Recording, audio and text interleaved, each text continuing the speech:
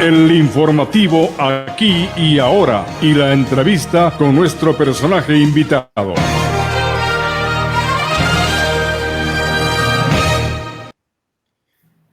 Buenos días, amigos y amigas, en este día jueves 27 de julio del 2023. Saludamos cordialmente a quienes nos siguen en el periódico Expectativa. Finalmente, tenemos ya la entrevista con Natalie Pernet Vallejo, es candidata a la Asamblea Nacional por el partido o la alianza Actuemos, ¿no? Que respalda a Otto Sonnenholder. Natalie es graduada en Derecho por la PUCE, máster en propiedad intelectual, diplomado en Relaciones Internacionales y también un diplomado en Medios de Comunicación y Derecho Laboral. En cuanto a su experiencia, es fundadora de la empresa Pernet Vallejo, también columnista de opinión en diarios y revistas, embajadora de plataformas de educación ciudadana y ONGs por Derecho de la Mujer. Buenos días, Natalie, bienvenida y gracias por abrir y dar también cabida a los medios de carácter local o regionales, en este caso en Ibarra, Imbabura.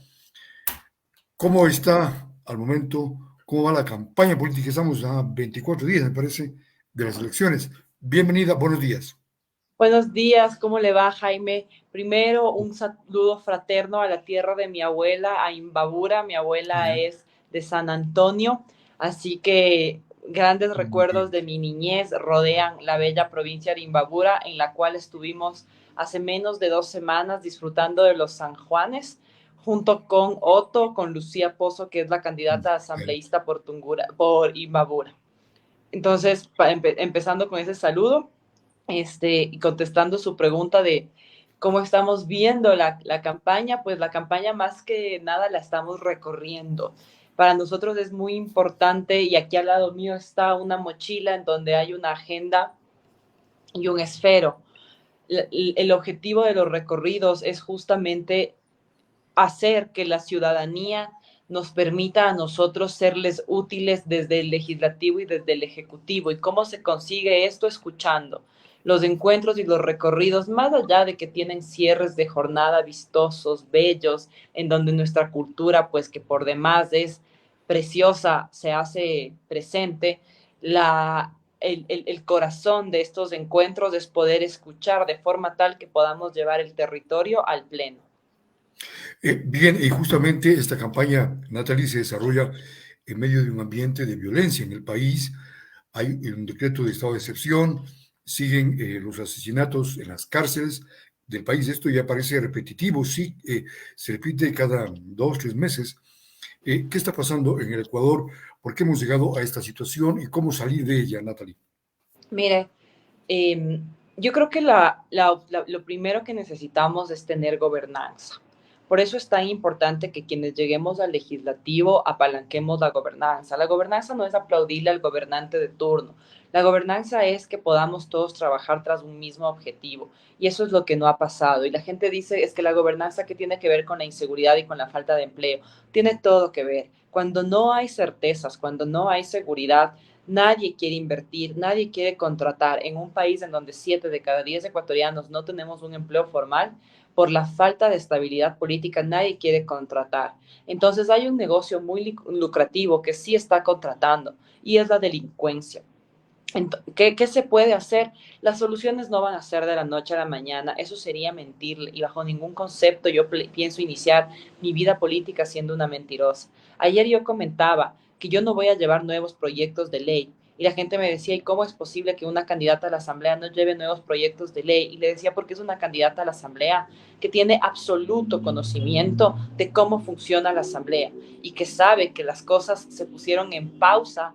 Y cuando se reactive la asamblea es como ver una serie que uno puso un capítulo en pausa y luego lo pone en play. Yo lo que he hecho es desde el día que acepté ser candidata, hacer un inventario legislativo, porque el que está colgado en la página de la asamblea no está actualizado, y ver qué temas pueden ser de estos urgentes y prioritarios dentro del plan de gobierno que tiene 3 ejes: paz, plata y progreso. Mi bandera es la actualización laboral. un tema que tal vez puede ser no popular, pero es un tema que es urgente y que es indispensable. De momento hay 8 reformas al Código del Trabajo, una desde hace 6 años y la más reciente, la que llegó a segundo debate con la Asamblea destituida. ¿Qué es ser una legisladora correcta y coherente?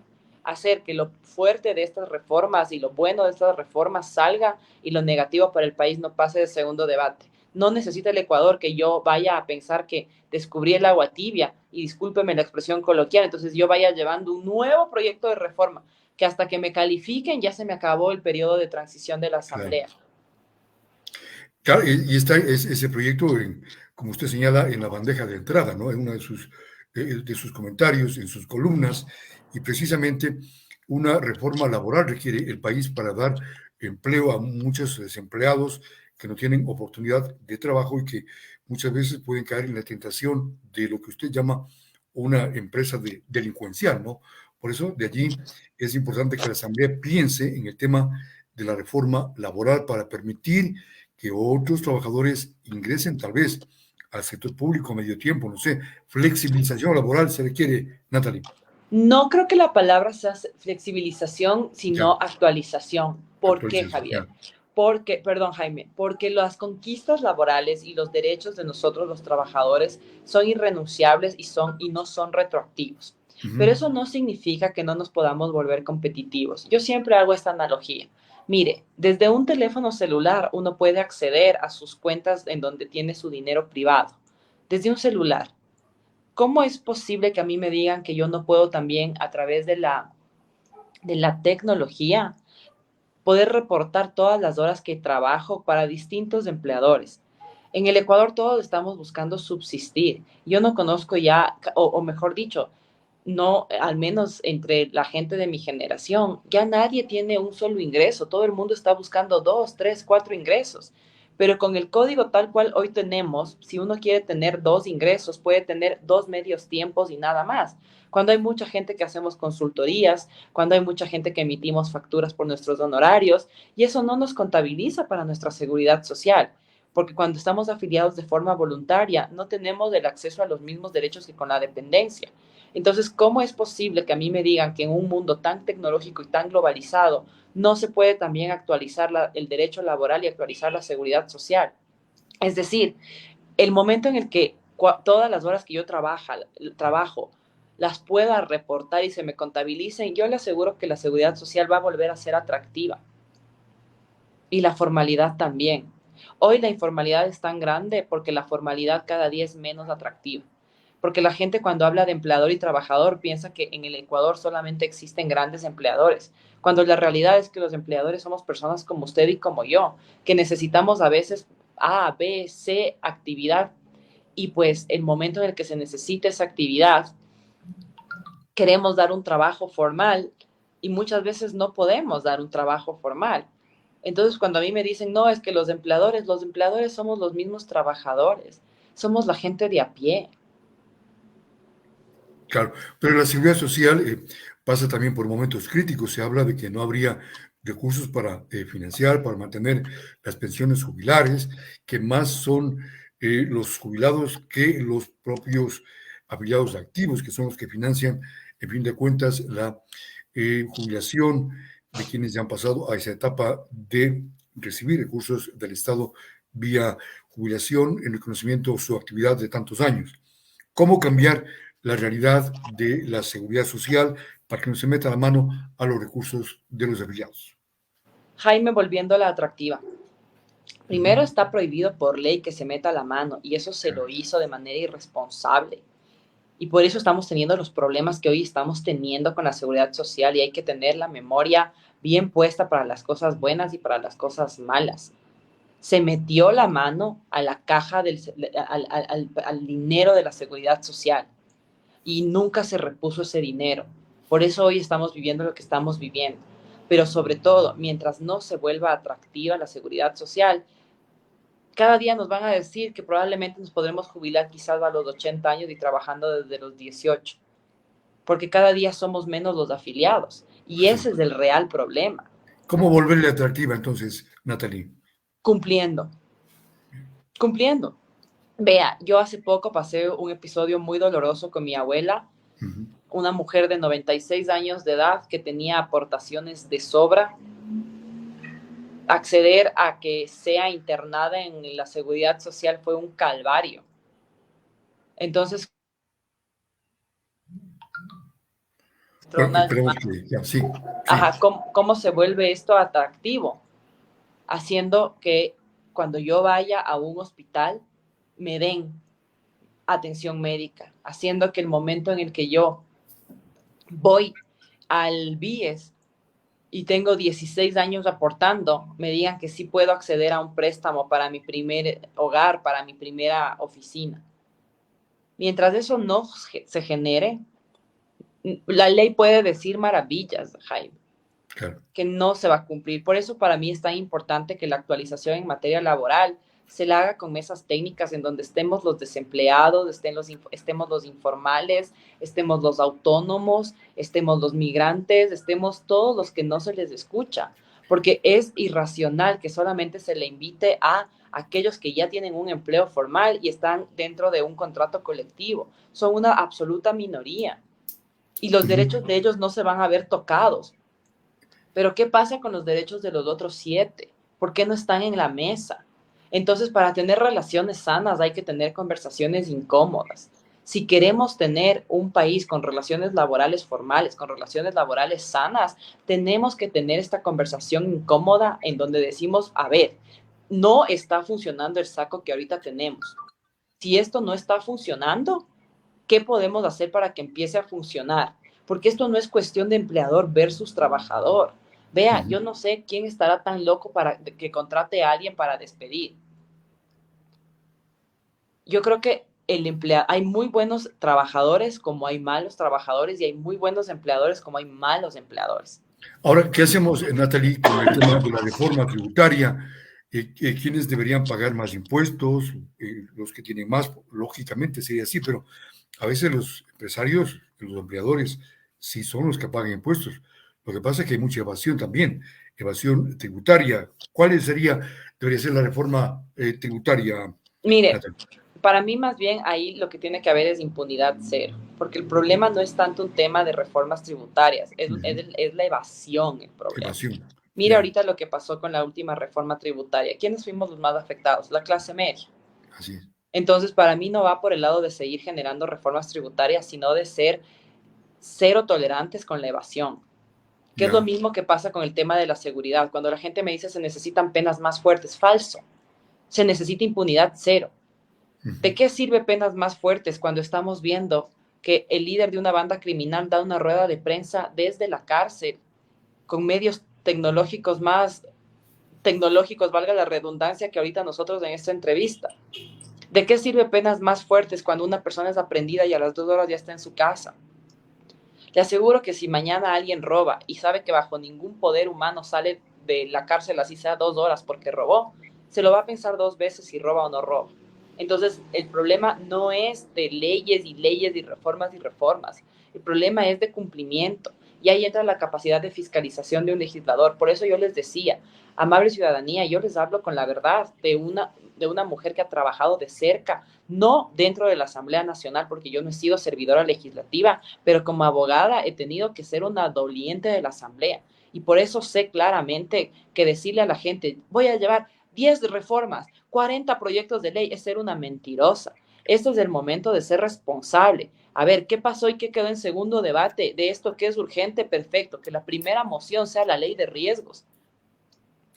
Cuando yo escucho que la primera moción es terminarle de destituir al presidente, el presidente ya está destituido, ya no es presidente.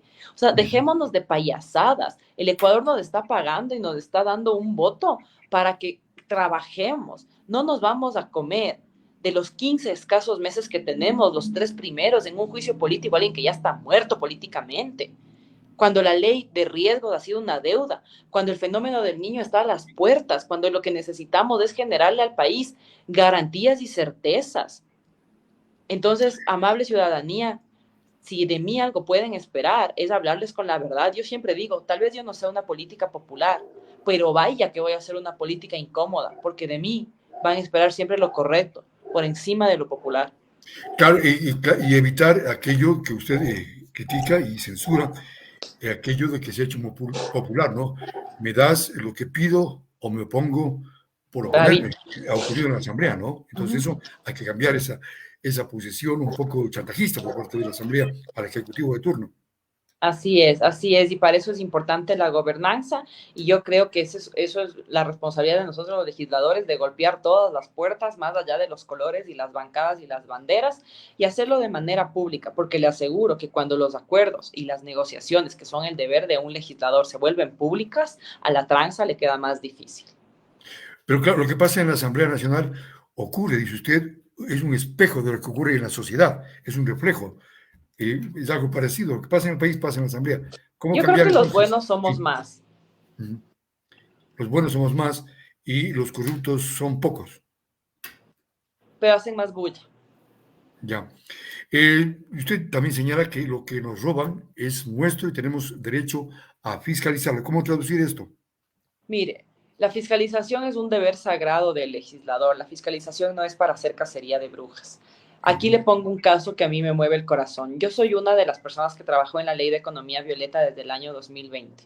Una ley que todos los candidatos, sin excepción alguna, durante las elecciones del 2021 la utilizaron como bandera de campaña y que la dejaron empolvarse el momento en el que fueron posicionados en sus nuevos cargos. Terminó saliendo en este mismo año, en el 2023, y hasta el sol de hoy no hay un reglamento.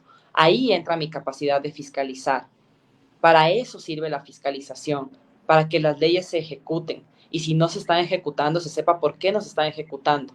Mire usted, con lo que hablábamos de la impunidad en el tema seguridad, ¿para qué sirve la fiscalización? Para preguntarle a los actores de la fiscalía, a los jueces y demás, qué no les está funcionando dentro de las leyes que tenemos, cómo se les puede proteger, qué reformas necesitan, mírenos y que nos digan, vea, yo no puedo ejecutar la justicia porque todos los días me mandan una foto de mis hijos afuera del colegio. Perfecto, entonces tal vez sea momento de empezar a hacer que los jueces que tienen que llevar este tipo de casos, que los fiscales que tienen que llevar este tipo de casos lo puedan hacer de forma protegida y de manera telemática.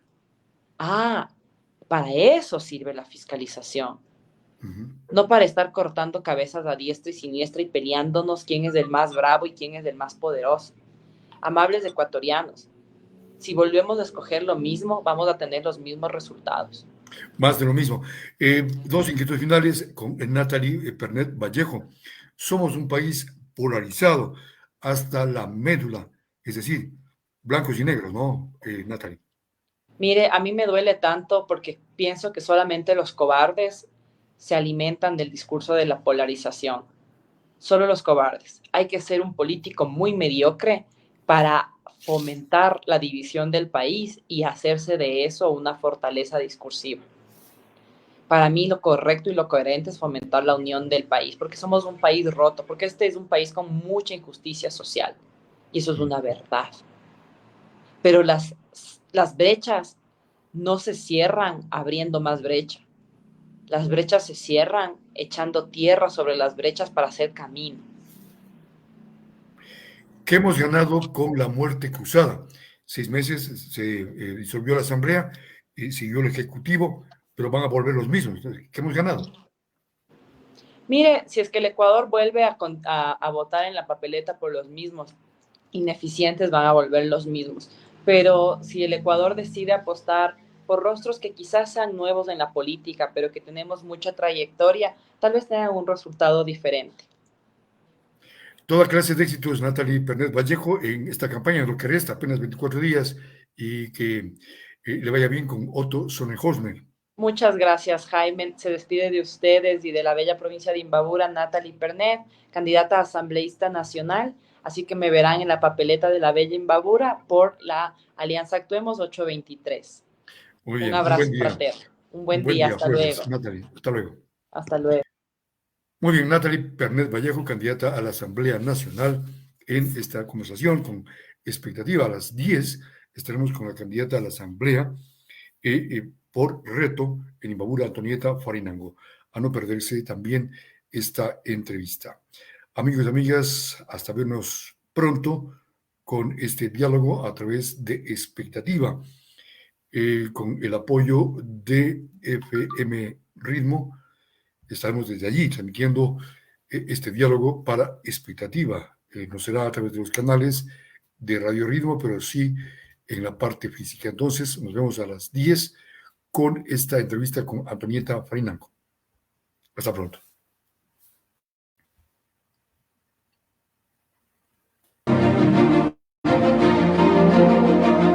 Hemos informado con amplitud, dando la voz a los que no tienen voz. El informativo Aquí y Ahora se transmite desde Ibarra, Imbabura, Ecuador. Conducción: Jaime Salazar.